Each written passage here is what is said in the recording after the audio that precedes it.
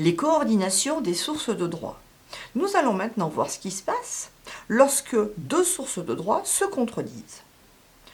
Tout d'abord, que se passe-t-il quand il y a un conflit entre une règle internationale et une loi française? Il y a deux principes à retenir.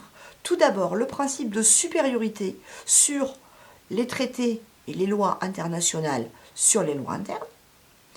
Et enfin, un principe de primauté du droit européen sur, effectivement, le droit interne français. Ce qui veut dire que dès l'instant que un traité, une loi, un accord international est ratifié, il a automatiquement supériorité sur le droit français. Deuxième cas de conflit, quand il y a des conflits entre les normes internes. On va d'abord retenir un premier principe, le principe de la hiérarchie des normes. Justement, plus une norme est élevée, plus elle va être prioritaire. C'est-à-dire que les règles constitutionnelles sont prioritaires sur les conventions collectives, qui elles-mêmes sont prioritaires sur le contrat de travail, par exemple. Je vous laisse regarder ci-dessous toutes les normes internes, effectivement, dans l'ordre de leur priorité.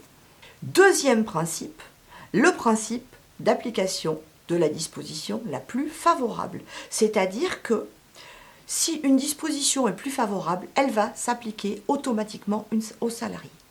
Pour récapituler, on peut dire que le droit du travail de la Constitution, par exemple, va être supérieur à la convention collective, mais si la convention collective est plus favorable aux salariés, dans ces cas-là, ça sera elle qui va s'appliquer, tout simplement.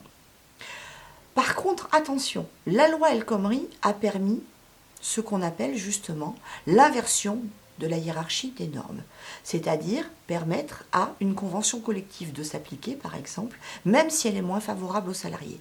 Attention, ça ne se fait pas comme ça. Pour ce faire, il faut impérativement qu'il y ait un accord de branche. À ma connaissance, très peu d'accords de branche ont été signés dans ce sens.